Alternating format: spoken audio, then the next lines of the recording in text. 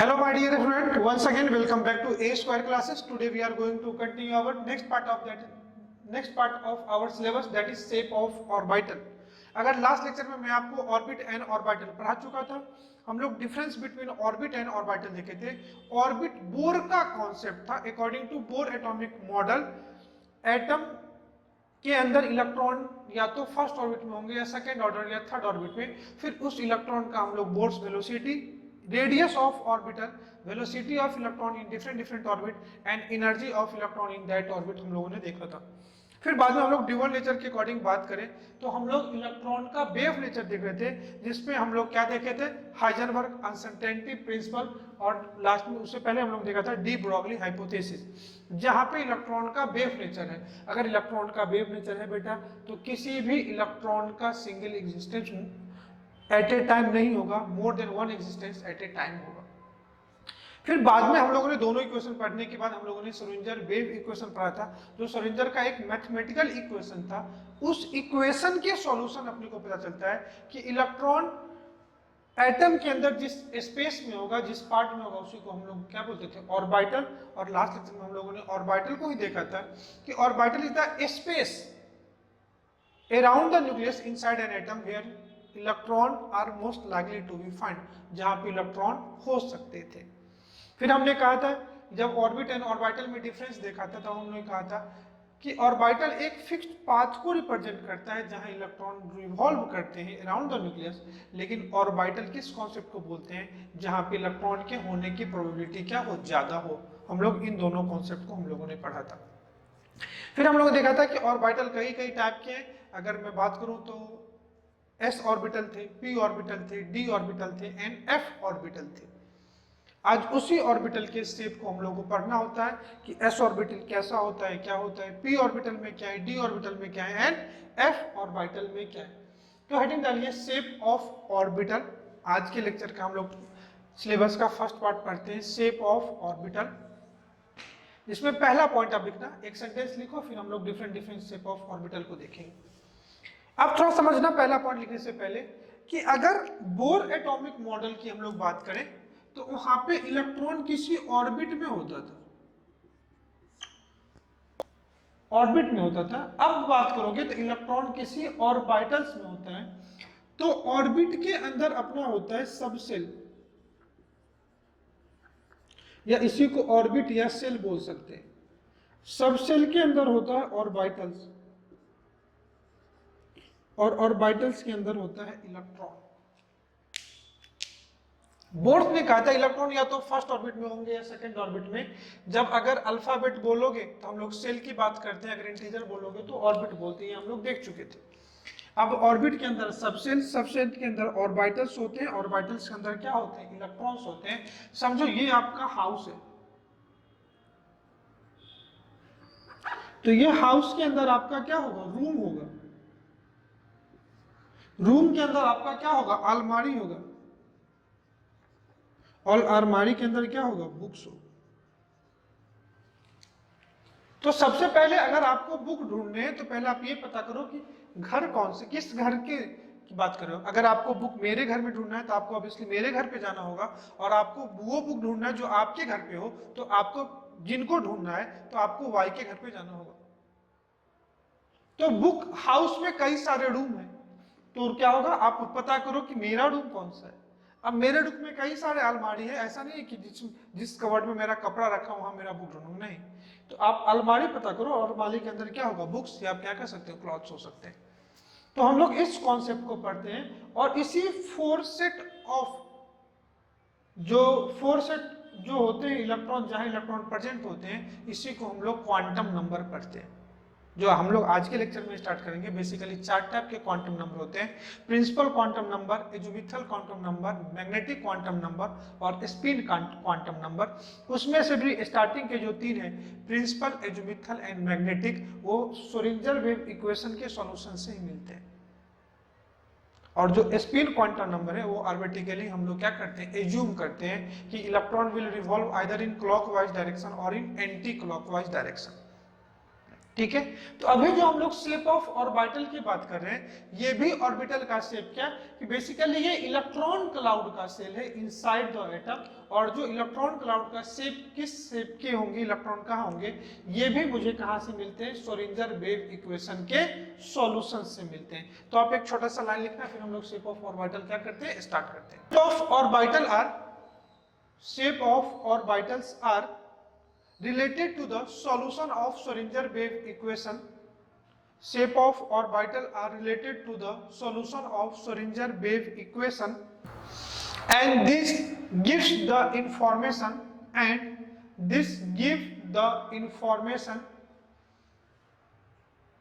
about where probability of finding electron is maximum. It gives the information about where probability of finding electron is maximum. Simple मैं ये कह भी रहा हूं कि जो शेप ऑफ ऑर्बिटल्स हैं ये कहीं ना कहीं श्रोडिंगर वेव इक्वेशन के सॉल्यूशन से मिलते हैं, और उससे पता चलता है कि इलेक्ट्रॉन अगर किस ऑर्बिटल्स में है तो उसके शेप से हम लोग आइडेंटिफाई कर सकते हैं, ठीक है, जहां इलेक्ट्रॉन के होने की प्रोबेबिलिटी क्या होगी, मैक्सिमम। तो पहले हम लोग बात करते हैं एस ऑर्बिटल्स। चलो अब मैं आपको थोड़ा सा ये डिफरेंस बताता हूं सबसेल एंड ऑर्बिटल्स में क्या होते हैं। एस में अब हम लोग पढ़ चुके थे, जब ऑर्बिट एंड ऑर्बिटल में हम लोगों ने डिफरेंस पढ़ा था, तो मैंने कहा था कि one orbital can maximum accommodate 2 electrons, where inside the orbit the number of electron is equal to 2n²। Clear है। अगर मैं एस ऑर्बिटल की बात करूं, या इसी को मैं अगर बोलूं एस सबसेल, तो इसका जो शेप होता है ना, ये स्फेरिकल होता है, स्फेरिकल इन शेप। दूसरा नॉन डायरेक्शनल,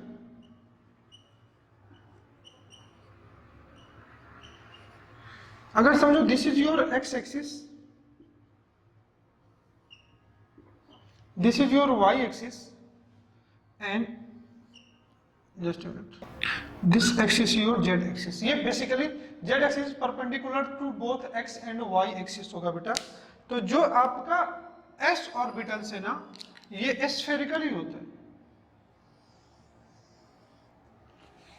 और इसमें जो इलेक्ट्रॉन्स क्लाउड होंगे ना, ये देखो मैं ऐसे अंडरलाइन कर दे रहा हूं, इसमें इस टाइप से इलेक्ट्रॉन क्लाउड होंगे। जितने इलेक्ट्रॉन क्लाउड x एक्सिस के लॉन्ग होंगे उतने ही y एक्सिस के लॉन्ग होंगे, और उतने ही क्या होंगे, z एक्सिस होंगे। मतलब इसके इलेक्ट्रॉन क्लाउड होंगे ना इक्वली सिमेट्रिकल होंगे along all the axis, equal symmetry of electron cloud along all axis. और इस सबसेल में एक ही ऑर्बिटल्स होता है, इसलिए या तो उसको एस ऑर्बिटल बोलो या एस सबसेल बोलो, एक ही होता है। हैविंग वन ऑर्बिटल्स, और each orbital maximum accommodate 2 electrons. तो मैं इस ब्लॉक से एक एस ऑर्बिटल्स को दिखाता हूं, जिसमें अपवर्ड एंड डाउनवर्ड एरो से मैं 2 इलेक्ट्रॉन को दिखाता हूं। तो बेसिकली ये एस सबसेल जो होगा वो स्फेरिकल इन शेप होगा, नॉन डायरेक्शनल नेचर के होते हैं, equally symmetry along, equal symmetry of electron cloud around all X axis, Y axis and Z axis. फिर मैंने कहा इसमें एक ही ऑर्बिटल्स होगा, जिसको हम लोग क्या बोलते हैं, S orbital. It can maximum accommodate 2 electrons. तो कभी आपसे एस सबसेल की बात करूं या एस ऑर्बिटल्स की मैं बात करूं, तो इसमें बेसिकली क्या होगा, स्फेरिकल शेप के होते हैं, 2 इलेक्ट्रॉन प्रेजेंट होंगे, नॉन डायरेक्शनल नेचर के होंगे। क्लियर। लेकिन अगर आगे आइए मैं पी सबसेल आपको पढ़ाता हूं, जिसको आप पी ऑर्बिटल्स में बोलते हो। तो बेसिकली पी सबसेल में 3 ऑर्बिटल्स होते हैं, एक को बोलते हैं पी एक्स, दूसरे को बोलते हैं पी वाई एंड तीसरे को बोलते हैं पी जेड। और इन तीनों ऑर्बिटल्स प्रेजेंट कहां होते हैं, पी सबसेल में प्रेजेंट होते हैं, ठीक है।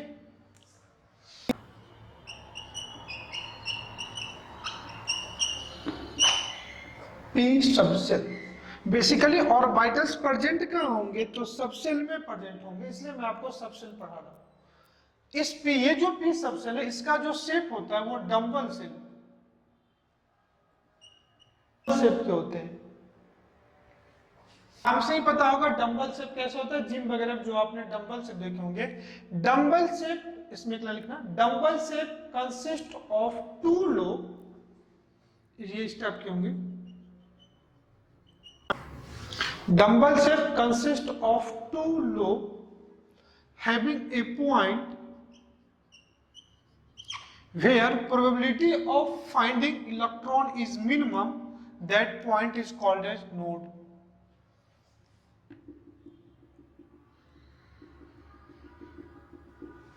ठीक है, मैं सिंपल दूसरा को क्या पढ़ा रहा हूं, पी सबसेट जिसमें पी ऑर्बिटल्स प्रेजेंट होंगे। तीन टाइप के पी ऑर्बिटल्स होंगे, P X, P Y and P Z.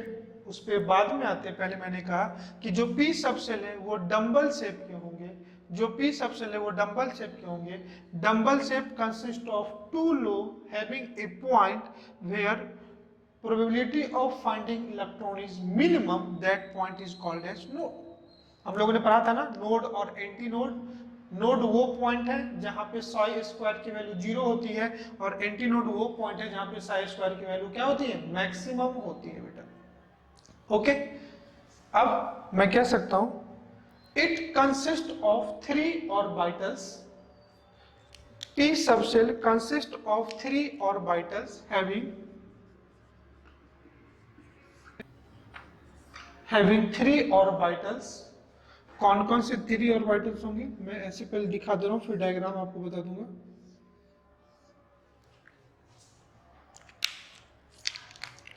एक ऑर्बिटल्स को बोलते हैं P X, P Y and P Z, और each orbital consist of 2 electrons.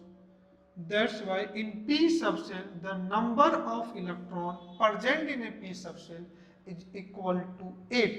तो मैं कह सकता हूं P subshell maximum accommodate 8 electrons, maximum accommodate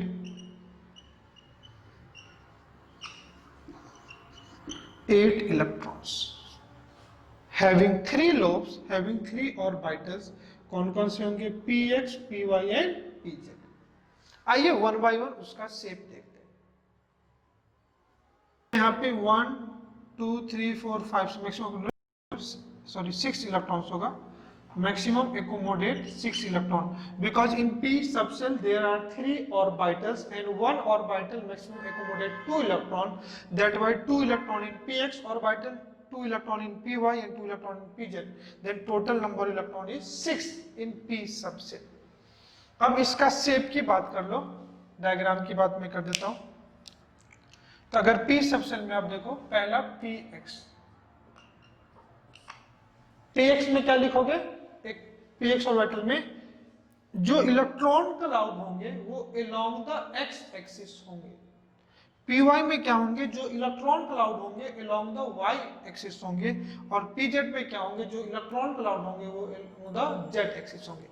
in px orbital electron cloud are present along the x axis. तो देखो this is your x axis, मैं दिखा दे रहा हूं, this is your y axis and this is your z axis, this is your x axis, this is your y axis and this is your z axis। तो px orbital में जितने भी electron present होंगे they are along the x axis।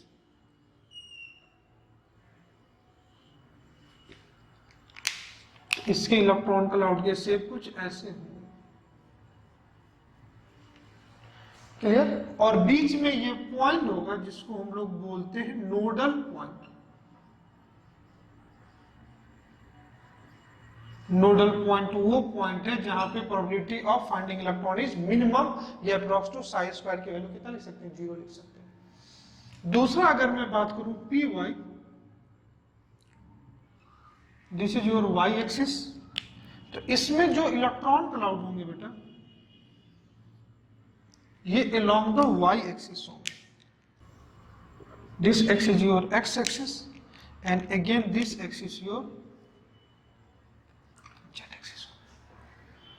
इस lobe को बोलेंगे px, इस orbitals को बोलेंगे p ऑर्बिटल। एंड अगर मैं pz की बात करूं, this orbital is your z orbital,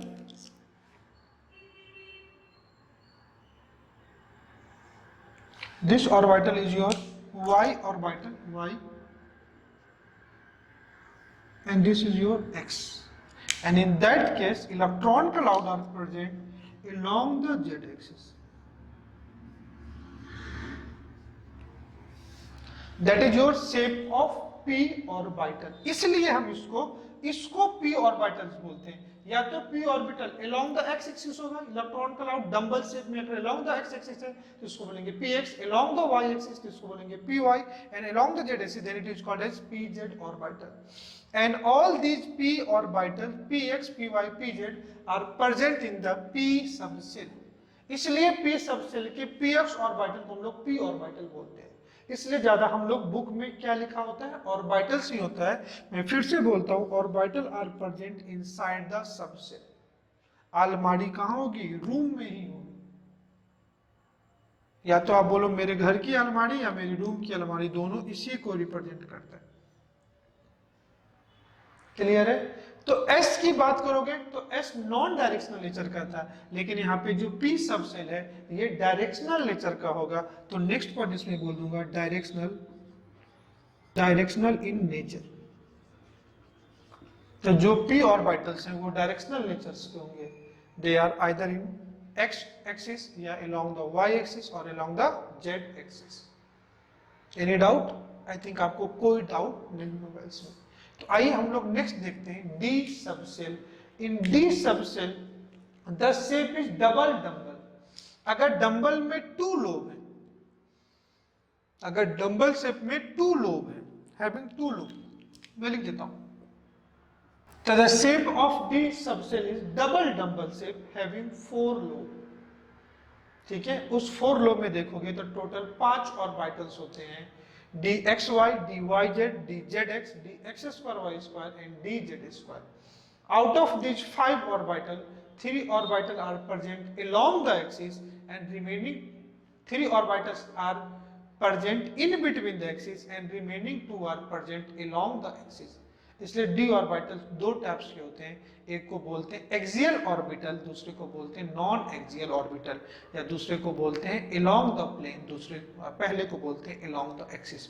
आइए वन बाय वन पहले डी ऑर्बिटल्स को हम लोग सबसेल को देखें, फिर हम लोग सारी इंफॉर्मेशन को देखेंगे। तो इसमें मैक्सिमम कितने इलेक्ट्रॉन्स होंगे? 6 इलेक्ट्रॉन, जो आप क्या रखना है, याद रखना। देखते हैं डी सबसेल। तो सबसे पहले बात आती है इसकी शेप कैसा होगा? तो ये होगा double dumbbell shape. The shape is double dumbbell shape having 4 lobes. तो पहले डी सबसेल के जो शेप होंगे डबल डंबल शेप होंगे, इसमें क्या होंगे, 4 लोब होंगे। डी सबसेल contains या D subshell having 5 orbitals। अगर मैं सेकेंड पार्ट की बात करूं तो it contains 5 orbitals having 5 orbitals।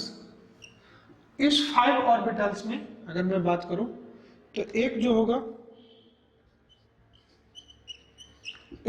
उसको मैं डिवाइड कर देता हूं, आगे हम लोग पढ़ेंगे ये 12th स्टैंडर्ड में जाके कोऑर्डिनेशन कंपाउंड में, अलोंग एक्सिस और दूसरा इन बिटवीन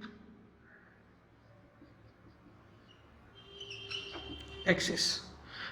इसको हम लोग एक और नाम से बोलते हैं प्लेनर, सॉरी एक्सियल या डायरेक्शनल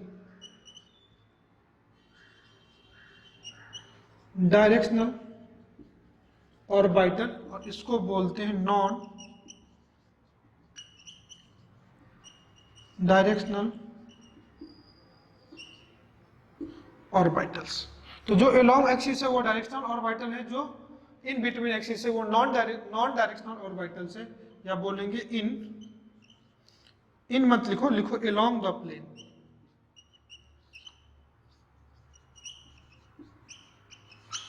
ये आपको 2 मिनट में समझ में आ जाएगा। ये 5 ऑर्बिटल्स कौन कौन से हैं? तो एक होता है इसमें d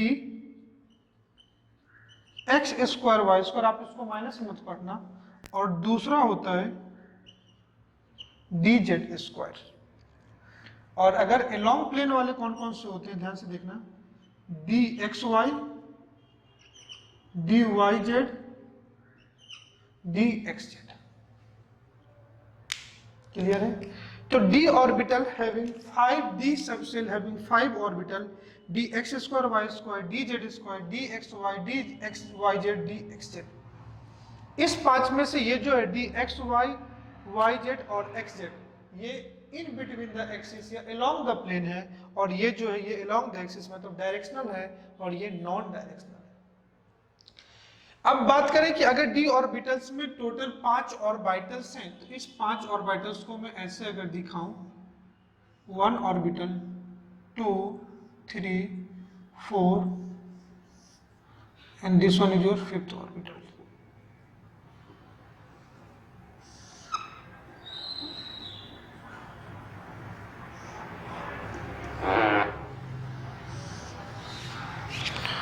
इस 5 ऑर्बिटल्स में देखोगे, each orbitals having 2 electrons,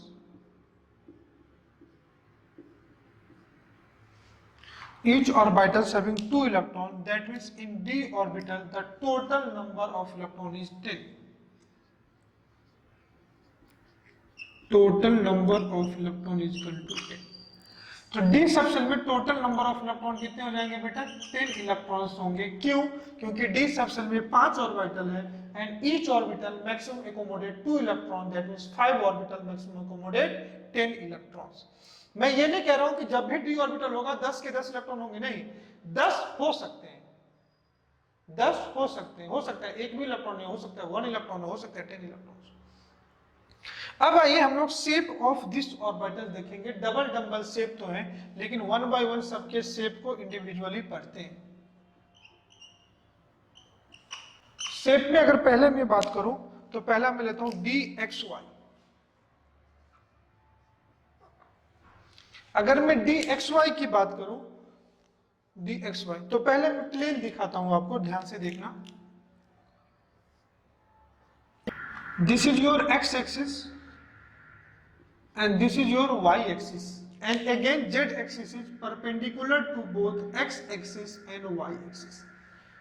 अब इसमें जो इसके 4 लोब होंगे, डंबल शेप में 2 लोब थे, डबल डंबल शेप में 4 लोब जो थे बेटा, तो ये in between the x y axis, ध्यान से देखो, ये एक्स एक्सिस है और ये वाई क्या है? एक्सिस। और एक्स वाई एक्सिस से जो प्लेन बना उस प्लेन को बोलते हैं x Y plane. X y axis से जो प्लेन बना उसको क्या बोलते हैं? X Y plane. ध्यान से देखो, मैं थोड़ा इधर आपको दिखा रहा हूं, ध्यान से देखना। This is your x axis,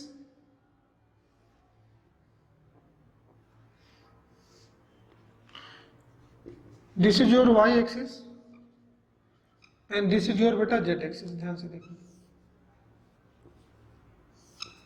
से देखना। अब इस प्लेन को मैं क्या कर रहा हूं, या तो मैं सिर्फ, अब देखो मैं ब्लैक कलर से दिखा रहा हूं, this is your x, this is your y. अब मैं नीचे वाला मिटा दे रहा हूं, ध्यान से देखना, और दिस इज योर जेड, मैं ये मिटा दे रहा हूं। ये था ना एक्स वाई जेड, 3 एक्सिस था। इससे मैं आपको 3 प्लेन ड्रॉ करके दिखाता हूं, ध्यान से देखना।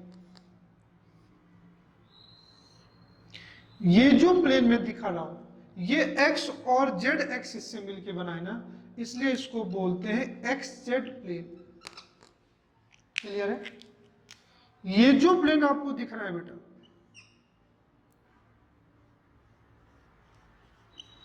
ये y एंड z से मिल रहा है, इसलिए इसको बोलते हैं वाई जेड प्लेन। और ये जो प्लेन आपको दिख रहा है जो एक्स वाई एक्सिस से मिलकर के बना है, इस प्लेन को बोलते हैं एक्स वाई प्लेन। तो हर एक एक्सिस के बीच का जो एरिया होगा, हर एक एक्सिस के बीच का जो एरिया होगा उसी को क्या बोलते हैं, एक्स वाई प्लेन। तो अब जो मैंने ब्लैक बोर्ड पे एक्स और वाई एक्सिस से ड्रॉ किया है, इससे जो प्लेन बनेंगे इसको अपन बोलते हैं एक्स वाई प्लेन। तो अब इसके जो दो लोब होंगे ना, ये along the x Y plane होंगे। तो इसके लोब कुछ इस टाइप से होंगे, ध्यान से देखना।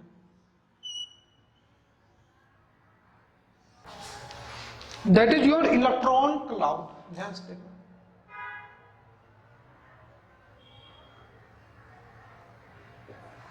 अब ये जो चार लोब हैं, आप देखो ये एक्स वाई प्लेन में है ना, इसलिए मैंने कहा था ये कोई एक्सिस के अलोंग नहीं है। और इस डी ऑर्बिटल्स को हम लोग बोलते हैं डी एक्स वाई ऑर्बिटल। ये डी के तो हैं, लेकिन हर ऑर्बिटल लोब एक दूसरे के परपेंडिकुलर है और कोई भी लोब इसका अलोंग द एक्सिस नहीं है। अगर मैं सेकेंड लूं डी वाई जेड, तो ध्यान से देखना, अगर मैं इस एक्सिस को y ले लेता हूं तो ये आपका कौन सा हो गया, डी एक्स वाई ऑर्बिटल्स। ये एक्सिस क्या है, y है, और y के परपेंडिकुलर z भी होगा और x भी होगा। तो बेसिकली मुझे यहाँ पे yz दिखाना है, तो मैं y के परपेंडिकुलर z को ले लेता हूं लाइक दिस। तो अब ये जो प्लेन बना है वो yz एक्सिस के लॉन्ग बना ना, तो अब जो इसके लोब होंगे वो ऐसे होंगे।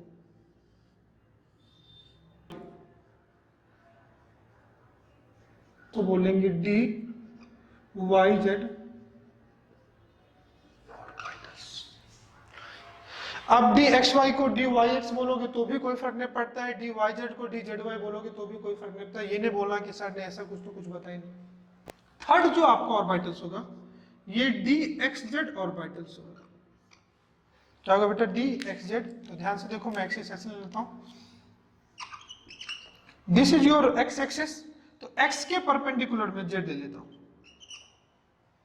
तो अब ये ऑर्बिटल एक्स जेड के बीच में होगा, इसलिए इसको बोलेंगे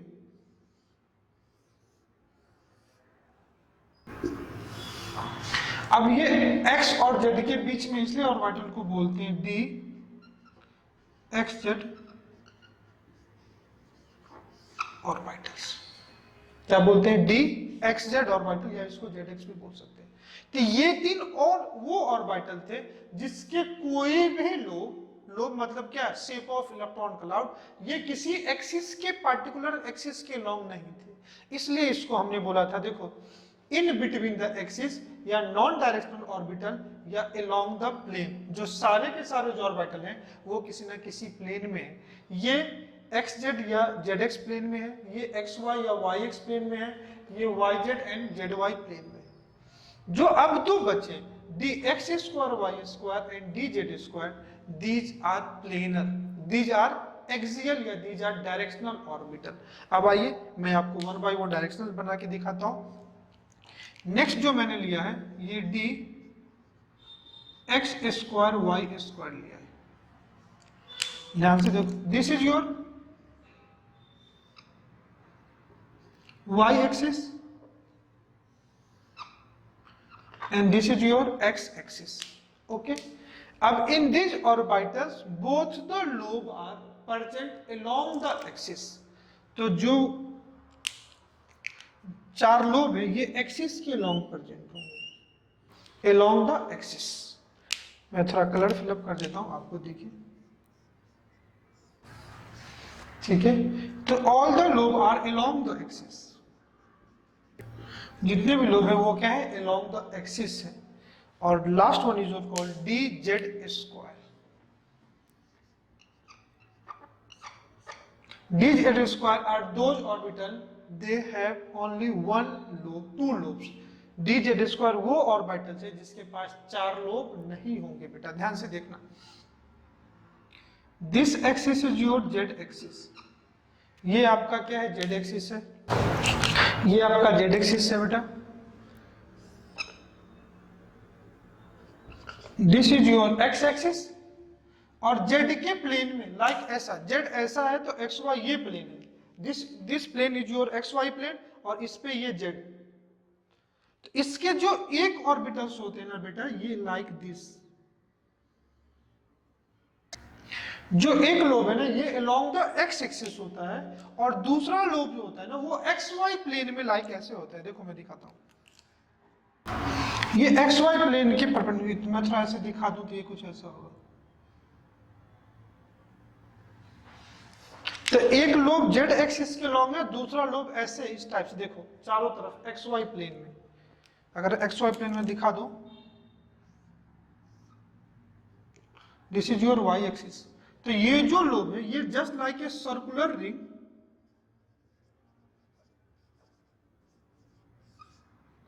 इन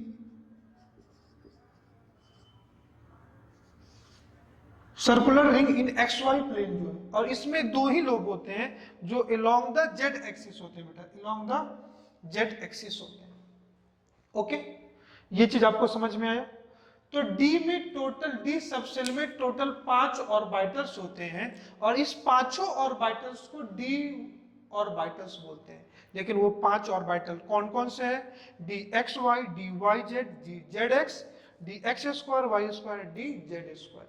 इसमें मैंने थोड़ा एडिशनल इंफॉर्मेशन दिया कि d x y, d y z and d z x are present in the plane, while dx square dz square are present along the axis। इसके 4 लो और लोब होते हैं, दिखाई दिया, और उस लोब के बीच में जहां पे इलेक्ट्रॉन क्लाउड नहीं होगा उसको बोलते हैं नोडल पॉइंट। और डी में 5 ऑर्बिटल्स हैं तो मैक्सिमम 10 इलेक्ट्रॉन्स होंगे। शेप कैसा होगा? Double number shape. And last one is your F orbital. F orbital का जो शेप होता है बेटा वो बहुत ज्यादा कॉम्प्लेक्स होता है। फोर्थ लिखना एफ ऑर्बिटल्स। फोर्थ अगर मैं बात करूं,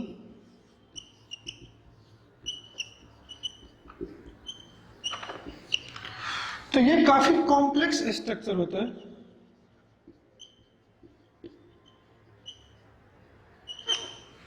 लीफ लाइक स्ट्रक्चर होता है। और डी ऑर्बिटल लिख के मैं डी सबसे लिखता हूं, और इस हैविंग 7,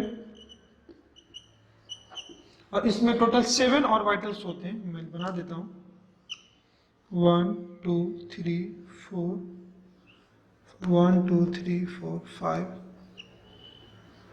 6 7 1 2 3 4 5 6 7, और ईच ऑर्बिटल में 2 इलेक्ट्रॉन्स होंगे। लाइक देख लो 1 2 3 4 5 6 7 8 9 10 11 12 13 14। तो टोटल नंबर ऑफ इलेक्ट्रॉन कितने हो जाएंगे? 14। Maximum number of electron that is called 14। तो एफ सबसेल के स्ट्रक्चर हम लोग को पढ़ने नहीं है, सिर्फ इतना आपको समझना है कि एस सबसेल में टोटल 7 ऑर्बिटल्स होते हैं, और ईच 7 ऑर्बिटल्स होते हैं, and each orbital can maximum accommodate 2 electrons. That means in f subshell the maximum number of electron to be found is 14। ठीक है, तो ये 4 हम लोगों के क्या थे? ऑर्बिटल्स थे। कौन कौन से? S p D and F. आपको फिर मैं रिकॉल करता हूं, S, P, D and F are the subcell in which their corresponding orbitals are present। S में एक ही ऑर्बिटल्स होगा, P में 3 होगा, D में 5 होगा, और F में 7 होगा। क्लियर? S स्फेरिकल है, बाकी सब डायरेक्शनल नेचर्स के होते हैं। P में 3, PX, PY, PZ, Z में 5, D में 5, dxy, dyz, dzx, dx square, y square, dz square, and f में टोटल 7 होते हैं। स्ट्रक्चर क्लोवर लीफ लाइक होते हैं, कॉम्प्लेक्स स्ट्रक्चर है जो पढ़ना नहीं है। s सबसेल में एक ही ऑर्बिटल जिसमें 2 इलेक्ट्रॉन, p सबसेल में 3 ऑर्बिटल, सब में 2-2 इलेक्ट्रॉन, तो टोटल 6 इलेक्ट्रॉन, d सबसेल में 5 orbital, total 10 electron, and f subshell में 7 ऑर्बिटल, दैट मींस 14 इलेक्ट्रॉन्स। तो हम लोगों का ट्रेंड क्या था कि ऑर्बिट के अंदर क्या होंगे? सबसेल, सबसेल के अंदर क्या होंगे? ऑर्बिटल, और ऑर्बिटल वो प्लेस है जहां क्या होंगे? इलेक्ट्रॉन्स होंगे। क्लियर है? तो आइए इसी नॉलेज के बेस पे हम लोग स्टार्ट करते हैं क्वांटम नंबर। फ्रेश हेडिंग डालो, क्वांटम नंबर उसी के बेसिस पर लोग देखते हैं कि क्वांटम नंबर बेसिकली अपने को बताएगा क्या, complete information about the electron which is present inside the atom, या जिसको बोलते हैं कंप्लीट एड्रेस ऑफ इलेक्ट्रॉन। अब व्हाट्सएप ये सब का ट्रेंड आ गया है, सोशल मीडिया ये सब आ गया है। पहले लोग चिट्ठी लिखा करते थे, खत आया करता था, उस खत पे जो एड्रेस होता था उसी एड्रेस से वो खत आपके घर तक पहुंचता था। तो खत पे जो एड्रेस है ना वो कंप्लीट इंफॉर्मेशन होता है। दैट मीन्स ये जो क्वांटम नंबर है वो भी कंप्लीट इंफॉर्मेशन देगा किसका, इलेक्ट्रॉन का, कि उसका ओरिएंटेशन क्या है, उसका एनर्जी क्या है, उसका शेप साइज क्या है, वगैरह वगैरह वगैरह। तो वन बाय वन हम स्टार्ट करते हैं, आपको समझ में होगा। हेडिंग डालिए क्वांटम नंबर। आइए बेटा हम लोग देखते हैं क्वांटम नंबर। बेसिकली ये 4 सेट ऑफ नंबर है, उसको हम लोग वन बाय वन पढ़ते हैं और इसी से हम लोगों को complete information about the electron निकल जाएगा। आप एक छोटा सा डिफिनेशन लिखना, क्वांटम नंबर हेडिंग डालो, फिर लिखना it is the set of 4 number, it is the set of 4 number which gives the idea about, it is the set of 4 number which gives the idea about energy, comma, shape, comma, orientation and spin of electron. It is the shape, it is the set of 4 number which gives the idea about energy, orientation, shape and spin of electron in any atom is known as quantum number. In any atom is known as quantum number. किसी भी atom में present electron का क्या orientation है, क्या shape है, क्या उसका स्पिन है, क्या उसकी एनर्जी है, इसी जो इंफॉर्मेशन देता है ना, इसी सेट ऑफ नंबर को क्या बोलते हैं, क्वांटम नंबर। सेकंड पर लिखना, second point, basically quantum number denotes address of electron. Basically quantum number denote address of electron, quantum number denote address of electron. और ये सेट ऑफ 4 नंबर कौन कौन से, पहला आप देख लो, बोलते हैं principal quantum number, azimuthal quantum number, magnetic quantum number and fourth one is your spin quantum number. Principal quantum number को शॉर्ट में हम लोग बोल सकते हैं P, Q, N। एजिमुथल को बोलते हैं A, Q, N, azimuthal quantum number. Magnetic quantum number को बोलते हैं M, Q, N और स्पिन क्वांटम नंबर को बोलते हैं S, Q, N। शॉर्ट में ऐसे बोल सकते हैं। तो सिंपल मैंने कहा it is the set of 4 number which gives the idea about energy, orientation, shape and spin of electron present in any atom। Clear है? और वो सेट कौन कौन से होंगे, principal quantum number, azimuthal quantum number, magnetic quantum number and spin quantum number. आप इसको ऐसे कोरिलेट करना जो मैंने आपको बताया था कि इलेक्ट्रॉन्स होंगे कहाँ, सेल, सेल के अंदर क्या होंगे, सब सेल, सब सेल के अंदर क्या होंगे बेटा, ऑर्बिटल्स, और ऑर्बिटल्स में क्या होंगे, इलेक्ट्रॉन्स होंगे। इसी सेट में होंगे। हर एक क्वांटम नंबर जो होगा ना दूसरे से क्या होगा, लिंक होगा। सेल को आप क्या एज्यूम करना, आपका रूम, इसको क्या यूज करना, सॉरी ये आपका क्या होगा, हाउस, हाउस में क्या होगा, रूम, रूम में क्या होगा आपका अलमारी, और अलमारी में क्या होगा आपके books.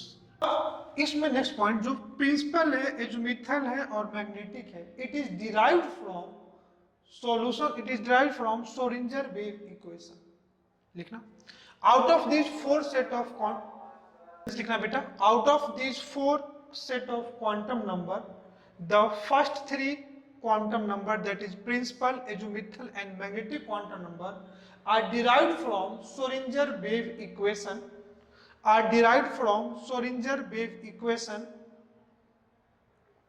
and the last spin quantum number are arbitrarily to be assumed. And last, spin quantum number are arbitrarily to be assumed.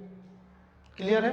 तो आइए वन बाय वन कौन सा क्वांटम नंबर आपको एड्रेसिंग में क्या हेल्प करेगा वो मैं आपको समझाता हूं। पहले हम लोग पता करेंगे हाउस कौन सा है।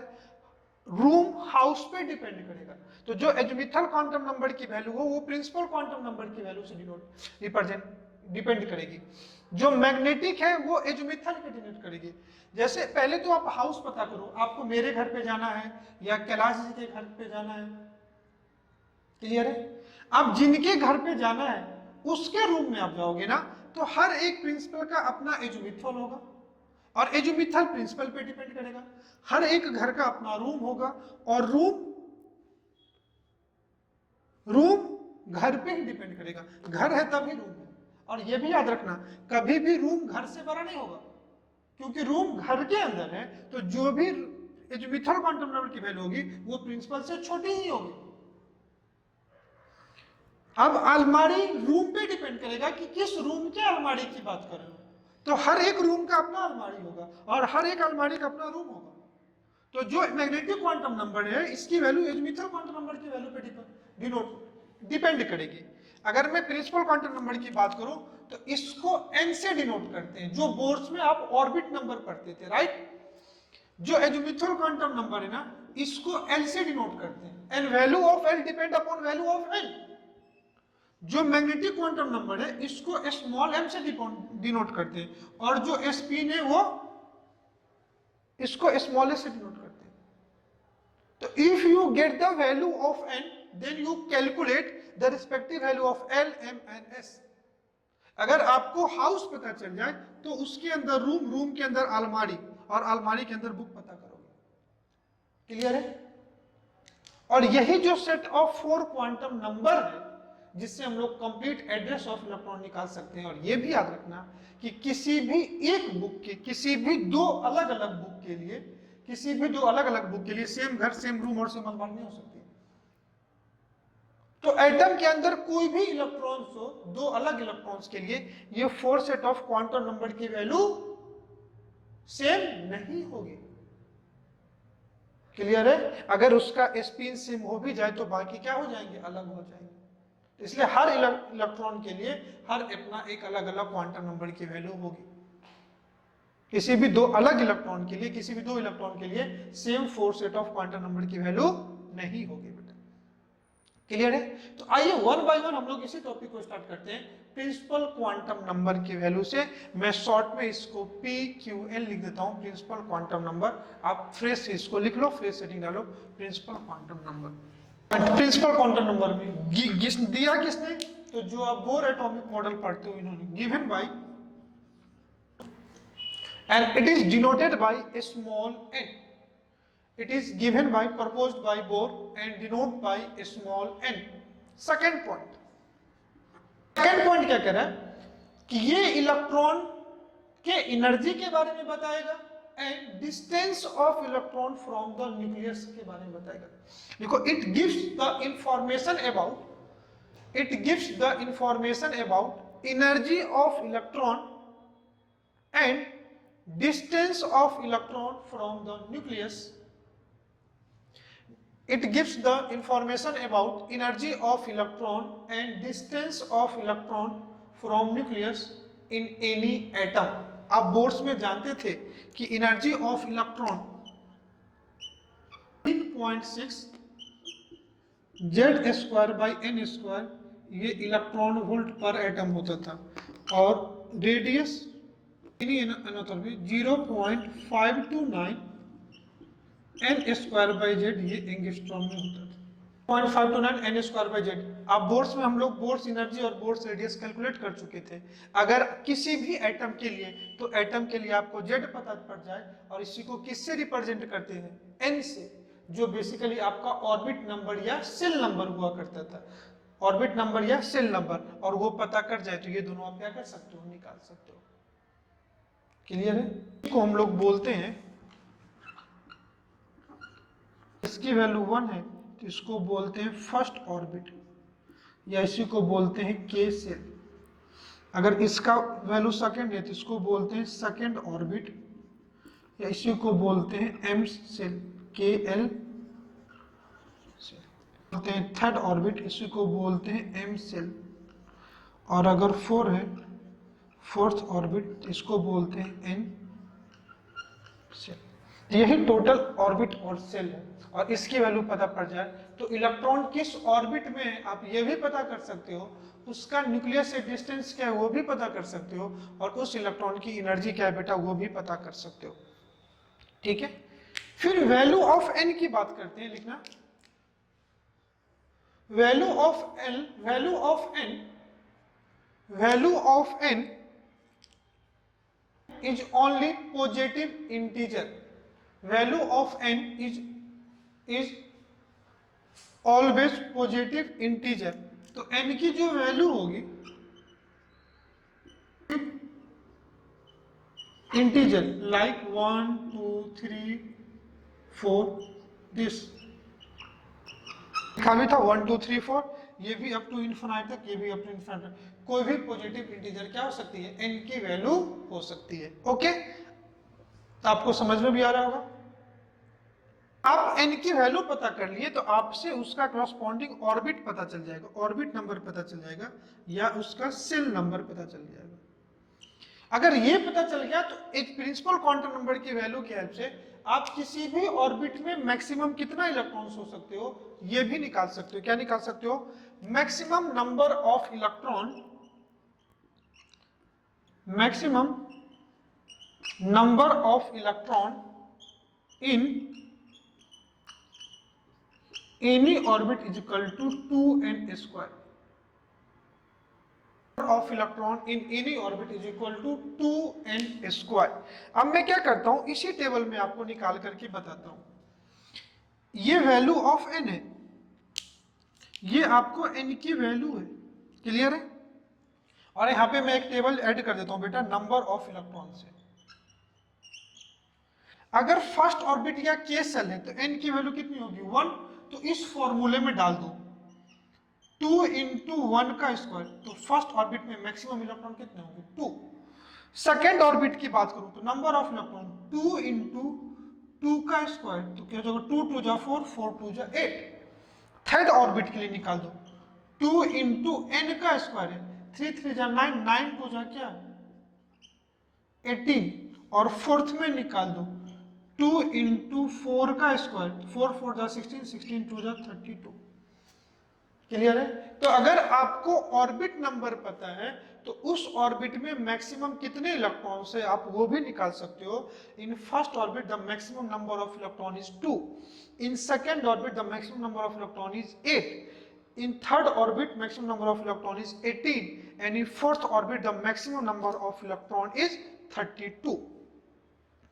ठीक है, अब नोट करके एक पॉइंट यहीं पे लिखना कि कोई भी एक वैसा ऑर्बिट नहीं है जिसमें 32 से ज्यादा इलेक्ट्रॉन्स होगा। यहां तक तो आपको समझ में है ना, तो यहां पे एक नोट करके पॉइंट लिखना, no energy shell in the atom, no energy cell in the atom of known element, no energy cell in the atom of known element can have maximum electron more than 32, can have maximum electron more than 32। अब तक वैसे कोई non element का ऐसा कोई भी atom नहीं है जिसके एक ऑर्बिट में 32 से ज्यादा इलेक्ट्रॉन्स हो सकते हैं।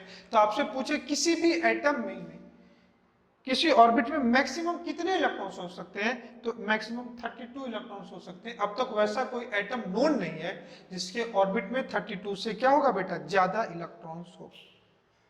ठीक है, फिर जब आप बोर ऑर्बिट पढ़ रहे थे ना तो वहां पे पढ़ा था Bohr quantization condition. Bohr quantization condition कहता है electron will revolve in those orbit in which their angular momentum is integral multiple of h upon 2 pi, nh upon 2 pi, यही पढ़ा था ना। तो अगर आपको ऑर्बिट पता है तो उस ऑर्बिट का एंगुलर मोमेंटम भी आप पता कर सकते हो।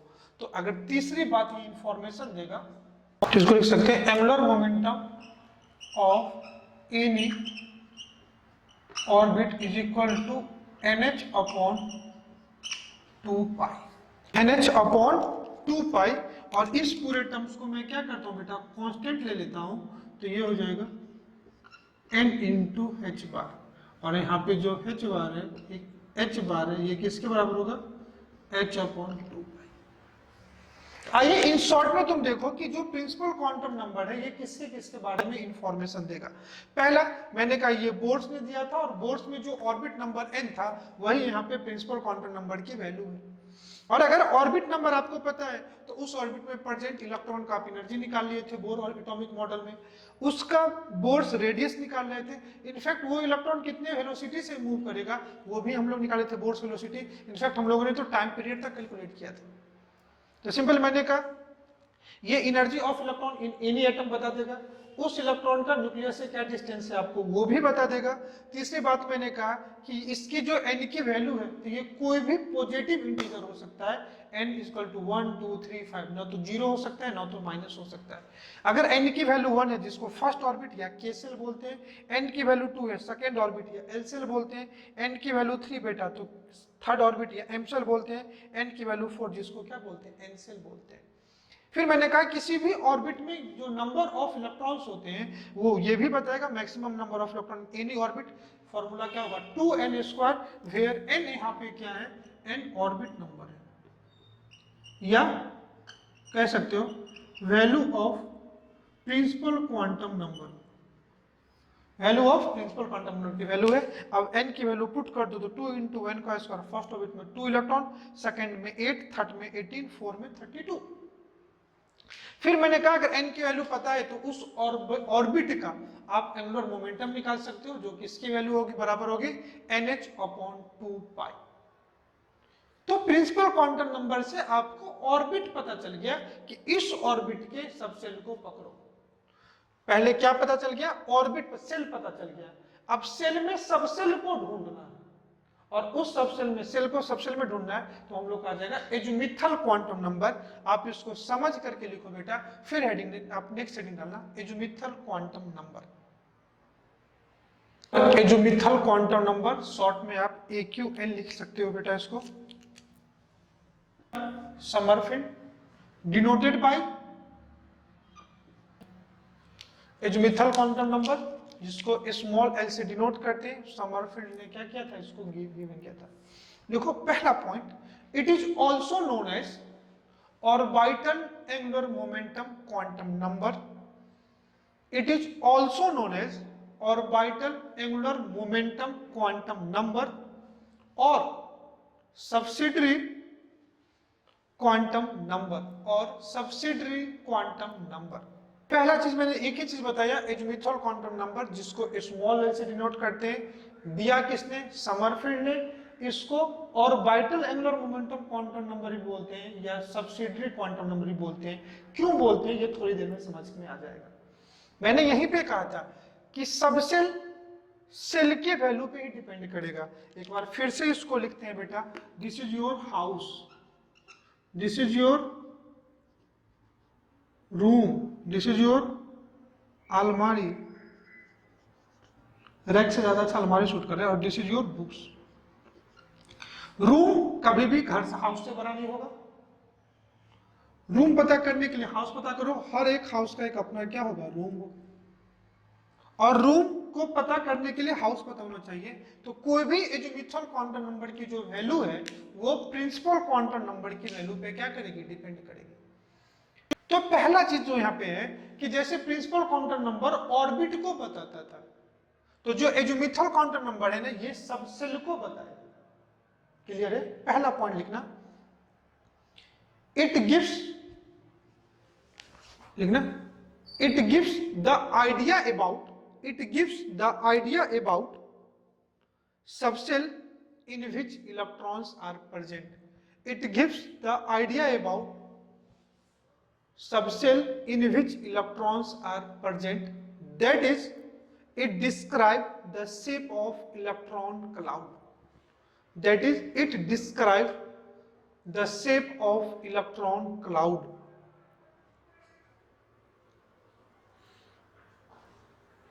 Shape of electron cloud.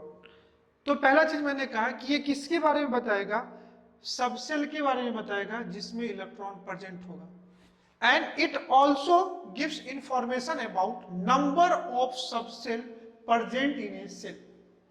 And it also gives information about number of subshell present in a shell. किसी सबसेल में, किसी सेल में कितना सबसेल है, ये भी ये क्या बताएगा, यही बताएगा। क्लियर है? तो मैंने एक बात आपको बताई कि एजम्यूथल क्वांटम नंबर सबसेल के बारे में बताएगा जिसमें इलेक्ट्रॉन प्रेजेंट होगा। सबसेल इन द मतलब कहीं ना कहीं आपको ऑर्बिटल के बारे में पता चलेगा, मतलब शेप ऑफ इलेक्ट्रॉन क्लाउड। फिर मैंने कहा किसी भी एक सबसेल में, किसी भी एक प्रिंसिपल क्वांटम नंबर वैल्यू में एजम्यूथल क्वांटम नंबर की कितनी वैल्यू होगी वो भी बताएगा, that means number of subshell. Clear है? तो दो चीज आएगा यहाँ पे, एक आएगा वैल्यू ऑफ एल, कि एल के कौन कौन सी वैल्यू होगी, एन की वैल्यू पता है तो, और दूसरा अगर एल की अलग अलग वैल्यू है तो total value of l.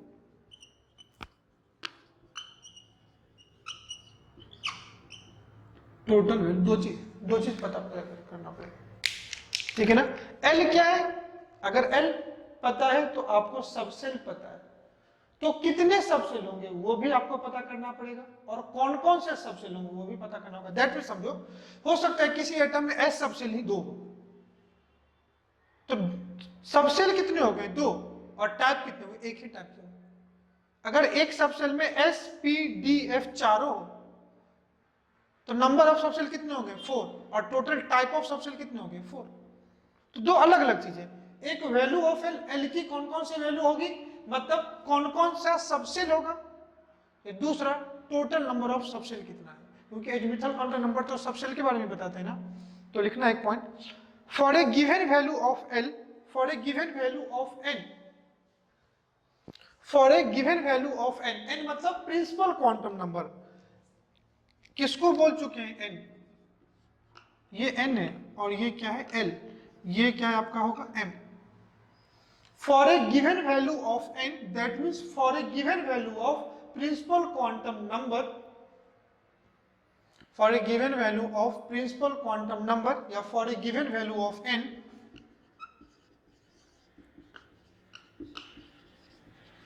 For a given value of N,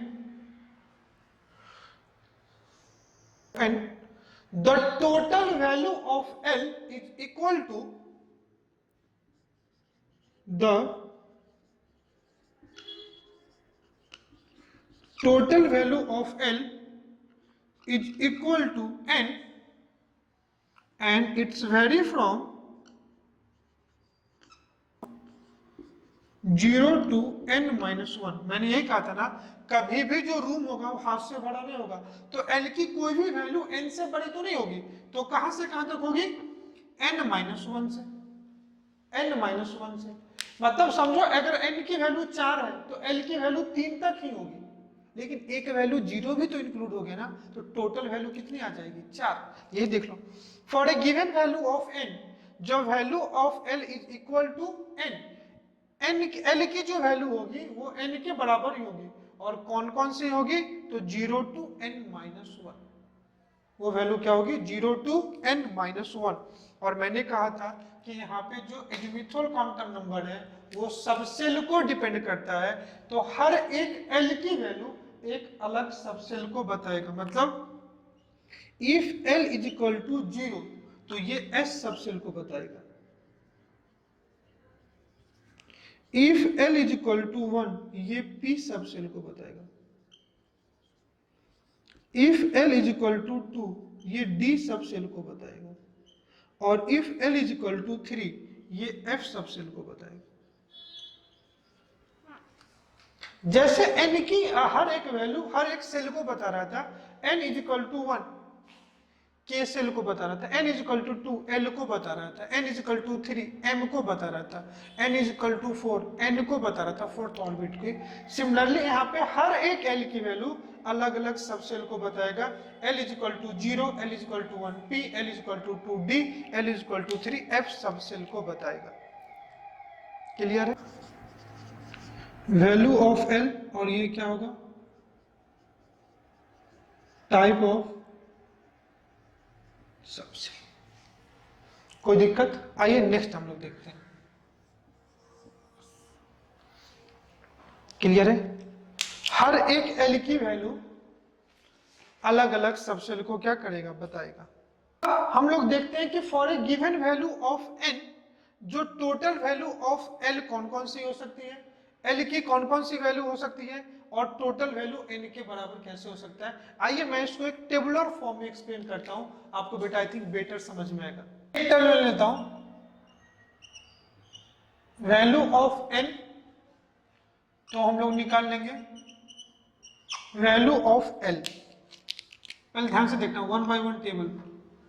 अगर n इज इक्वल टू 1 ले लो, मतलब आपने k सबसेल लिया, तो जो l की वैल्यू है वो कहां कहां से होगी, 0 टू n माइनस 1, यही लिखा है ना। तो 1 के लिए n माइनस 1, l की एक ही वैल्यू होगी, कितनी, 0। कोई दिक्कत? अगर n की वैल्यू 2 लिया है, मतलब ये l सबसेल लिया है, तो इसके लिए l की वैल्यू कहां कहां से होगी, 0 टू n माइनस 1, तो एक 0 होगा और दूसरा 1 होगा। टोटल वैल्यू कितना है, n की वैल्यू अगर 1 है तो l की एक ही वैल्यू, n की वैल्यू 2 है तो l की दो वैल्यू है, और वो दो वैल्यू कौन सी है, एक 0 है दूसरा 1 है। तो मैं तीसरा ले लूं, तो यहां पे कितने के बराबर हो गए, n मतलब 1, ये n के बराबर है, और यहां पे कितना हो गया, 2।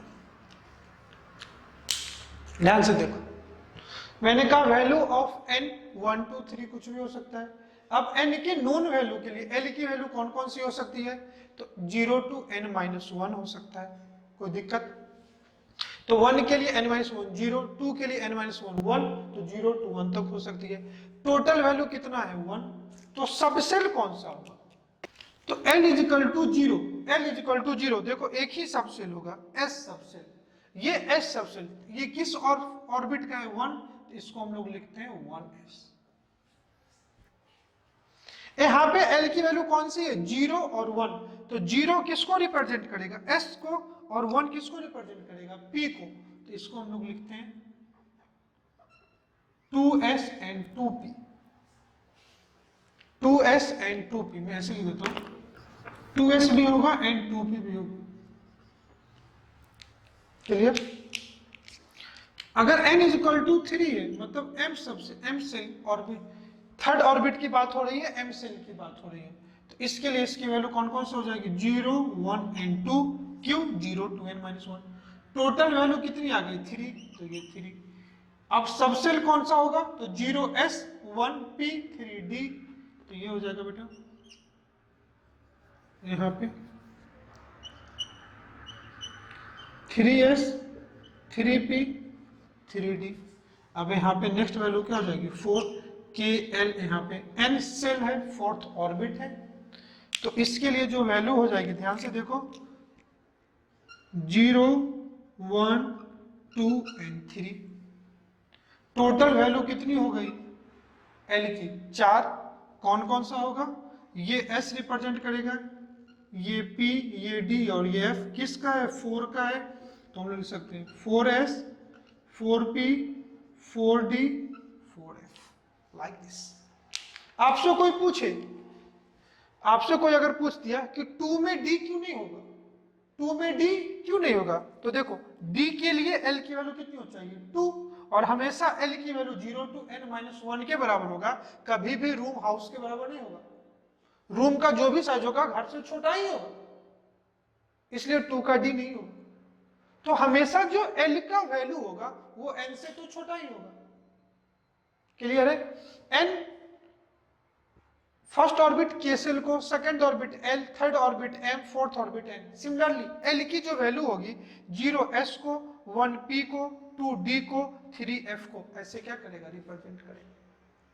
तो अगर आपको प्रिंसिपल क्वांटम नंबर की वैल्यू पता है तो उसके करस्पॉन्डिंग आप एजुमिथल क्वांटम नंबर की वैल्यू पता कर सकते हो। मतलब वो प्रिंसिपल क्वांटम नंबर मतलब ऑर्बिट पता है तो यहाँ पे आप सबसेल पता कर सकते हो। क्लियर है? आओ, अगर सबसेल पता है तो आप इसमें नंबर ऑफ इलेक्ट्रॉन भी निकाल सकते हो। ध्यान से देखो, एक टेबल में और जोड़ दे देता हूं, नंबर ऑफ इलेक्ट्रॉन। यहां से देखना एस सब शेल में एक ही ऑर्बिटल थे एस, और वो 2 इलेक्ट्रॉन्स होगा। तो इसमें कितने इलेक्ट्रॉन्स थे? 2। देखो नंबर ऑफ इलेक्ट्रॉन कितने हो गए? 2। एस सब शेल में एक एस ऑर्बिटल, पी में 3 पी ऑर्बिटल, तो 3 में 6 इलेक्ट्रॉन, एस में 2, तो यहां देखो 2 और यहां पे 6, इसमें कितने इलेक्ट्रॉन? 8। तो देखो सेकंड ऑर्बिट में आप निकाल चुके थे, नंबर ऑफ इलेक्ट्रॉन 8 होते हैं। थर्ड के लिए बात करोगे तो ध्यान से देखो, s में 2 इलेक्ट्रॉन, p में 6, d में 10। अभी हम लोग जब ऑर्बिटल पढ़े थे, s में एक ही ऑर्बिटल्स होता है, p में 3 होते हैं, px, py, pz, तो 6 इलेक्ट्रॉन, d में 5 होते हैं ऑर्बिटल, तो 10 इलेक्ट्रॉन, तो टोटल 2 + 6 + 10 कितना? 18 इलेक्ट्रॉन। थर्ड ऑर्बिट में देखो 18 इलेक्ट्रॉन्स होते हैं। और f में देख लो, s में 2, p में 6, d में 10 और f में 14। s में एक ऑर्बिटल 2 इलेक्ट्रॉन, p में 3 ऑर्बिटल 6 इलेक्ट्रॉन, d में 5 ऑर्बिटल 10 इलेक्ट्रॉन, f में 7 ऑर्बिटल 14 इलेक्ट्रॉन। और जब सबको करोगे तो ये कितने रहेंगे? 32। मतलब आपको L की वैल्यू पता है तो भी आप नंबर ऑफ इलेक्ट्रॉन क्या कर सकते हो? निकाल सकते हो। क्लियर? क्लियर। तीसरा कि आपसे पूछे कि कितने सबसेल होंगे, वो भी आप निकाल सकते हो ना L की वैल्यू के लिए। तो अगर आपसे पूछे नंबर ऑफ सबसेल, अगर L की वैल्यू पता है तो ये जो हो जाएगा बेटा 12 + 1, और नंबर ऑफ इलेक्ट्रॉन पूछे इन सबसेल 2 × 12 + 1। अब ध्यान से देखो, इसमें सबसेल में नंबर, चलो इसको रहने दो, इसको हम लोग नेक्स्ट क्वांटम नंबर में लाएंगे, इसको लिए कोई दिक्कत नहीं है, ठीक है। अब ध्यान से देखना कि जो प्रिंसिपल क्वांटम नंबर थी वो ऑर्बिट का एंगुलर मोमेंटम बता रहा था, लेकिन जो एजीमुथल क्वांटम नंबर है ये ऑर्बिटल एंगुलर मोमेंटम बताएगा। क्या बताएगा बेटा? Orbital angular momentum. तो नेक्स्ट में लिखना, इतना सब लिखने के बाद आई थिंक ये सब समझ में आ गया होगा आपको। लिखना, it gives the information about orbital angular momentum, it gives the information about orbital angular momentum, orbital angular momentum, जिसको कैपिटल एल से रिप्रेजेंट करते हैं, और कैपिटल एल की जो वैल्यू होगी बेटा ये होगी h/2π L × L+1, h/2π L × L+1, जिसको आप शॉर्ट में ऐसे लिख सकते हो, कैसे? L = h/, इस L को आप लिख सकते हो h bar × L × L+1। तो यहाँ पे h बार की क्या वैल्यू होगी? तो जो h बार की वैल्यू होगी ये h/2π, h/2π की क्या होगी? बराबर होगी। तो जो प्रिंसिपल क्वांटम नंबर था ना वो ऑर्बिट का एंगुलर मोमेंटम बता रहा था बेटा, लेकिन ये ऑर्बिटल का एंगुलर मोमेंटम बता रहा है। वो ऑर्बिट को बता रहा था, सेल को बता रहा था, ये सबसेल को बता रहा था कि सबसेल में कितने इलेक्ट्रॉन्स है। तो अगर ध्यान से देखो, कभी कभी ये भी पूछे जा सकते हैं कि किस ऑर्बिटल्स में कितने इलेक्ट्रॉन्स होंगे। मैं थोड़ा इसको बेटा मिटा रहा हूं, इस पार्ट को, ताकि मैं कुछ ऑर्बिटल का आपको एंगुलर मोमेंटम निकाल करके कैलकुलेट कर दूं, बाकी आप देखो। मैंने कहा it gives the idea about orbital angular momentum, जो h/2π L × L+1 है। मैं इसी फॉर्मूला को यहां लिखता हूं, orbital angular momentum equal to h/2π L+1 × L √. अब ध्यान से देखो, s के लिए L की वैल्यू 0 है, for s subshell equal to 0। तो इसका जो ऑर्बिटल एंगुलर मोमेंटम है ये h/2π 0 + 1 × 0, तो कितना जाए? 0 के बराबर। मतलब कोई भी s हो, या तो 1s हो, 2s हो, 3s हो, सबके लिए, या तो 1s हो, 2s हो, 3s हो, हर के केस में जो L की वैल्यू है, कैपिटल L लिखता हूं बेटा, ऑर्बिटल, वो क्या हो जाएगा? 0। आपको ये निकालना पड़ेगा।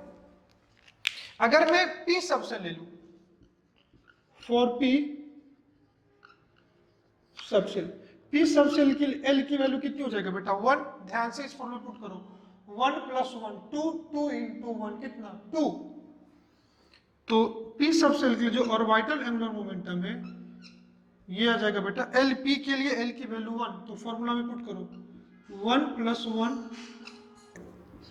एल + 1 कितना 1 + 1 × 1 रूट अंडर h/2 पाई। तो 1 + 1 2 2 × 1 2 तो ये आ जाएगा √2 × h/2 pi that will be your answer. या इसको ऐसे भी लिख सकते हो h/√2 पाई। ये भी क्या है आपका सही। कोई दिक्कत? तो कोई भी ऑर्बिट का पी सबसेल हो या तो एस हो पी हो डी हो एफ हो या 2p हो 3p हो 4p हो किसी भी ऑर्बिट का अगर p सबसेल है तो उसका ऑर्बिटल एंगुलर मोमेंटम 2h/√2 पाई होगा या √2 × h/2 पाई होगा। कोई भी हो या 2p दे 3p दे 4p दे p सबसेल है तो ऑर्बिटल क्योंकि ऑर्बिटल का एंगुलर मोमेंटम। और अगर फॉर डी की बात करूं कितनी होती है बेटा 2 होती है। तो इस फॉर्मूले में तुम पुट कर दो तो कितना हो जाएगा 2 + 1 एल के जगह 2 + 1 × 2 रूट अंडर कितना h/2 पाई। तो 2 + 1 3 3 2 जा कितना 6 तो ये आ जाएगा √6 × h/2 पाई। ऐसे लिख दो √6 × h/2 पाई। ये orbital angular momentum for D subshell. कोई दिक्कत? तो आज हम लोग क्वांटम नंबर 2 ही पढ़े बाकी नेक्स्ट तो अगले क्लास में पढ़ेंगे। फिर 3 प्रिंसिपल होता है कि कैसे इलेक्ट्रॉन को फिल करते हैं एटम में depending upon concept of these 4 quantum number. तो आई होप आज का लेक्चर आपको समझ में होगा। आज हमने पढ़ा क्या तो हमने डिफरेंट टाइप के ऑर्बिटल देखे s p d and f. फिर हम क्वांटम नंबर स्टार्ट किए जो किसी इलेक्ट्रॉन एटम में प्रेजेंट इलेक्ट्रॉन का कंप्लीट एड्रेस बताएगा। और इसके बेसिस पे हम लोग देख सकते हैं कि अगर प्रिंसिपल क्वांटम नंबर की वैल्यू पता है तो एजोमिथल पता कर सकते हो। दैट मीन्स अगर सेल पता है तो सब सेल पता कर सकते हो। प्रिंसिपल क्वांटम नंबर ऑर्बिट का एंगुलर मोमेंटम बताएगा। Azimuthal quantum number orbital angular momentum बताएगा। अगर n की वैल्यू पता है तो l निकाल सकते हो for a given value of n। l की वैल्यू 0 to n-1 होगी। टोटल वैल्यू n के बराबर होगी। l = 0 s ऑर्बिटल को बताएगा। l = 1 p को बताता है। l = 2 d को बताता है। l = 3 f सबसेल को बताता है। तो इस लेक्चर को ध्यान से देखिएगा। हम लोग नेक्स्ट लेक्चर में इसी के पार्ट को कंप्लीट करेंगे from your third type of quantum number that is magnetic quantum number. I hope lecture काफी अच्छे से समझ में होगा। क्वांटम नंबर एक काफी कॉन्सेप्चुअल पार्ट है। हर एग्जाम में आपको चाहे वो मेडिकल और इंजीनियरिंग किसी भी एंट्रेंस एग्जामिनेशन के लिए आपसे पूछे जाते हैं। बिल्कुल 4 सेट ऑफ क्वांटम नंबर ही आपसे पूछ लिए जाते हैं। आई होप लेक्चर काफी अच्छे से आपको समझ में होगा। आप ध्यान से पढ़े कंप्लीट नोट्स बनाएं और लेक्चर को बार बार रिवाइज करें कॉन्सेप्ट को रिकॉल करें। सीट जरूर सॉल्व करिएगा। इतने देर तक हम दोनों को एक साथ बने रहने के लिए आपको अपना काम अच्छे से करने के लिए लेक्चर को ध्यान से सुनने और समझने के लिए आपको बेटा बहुत बहुत धन्यवाद। Thank you.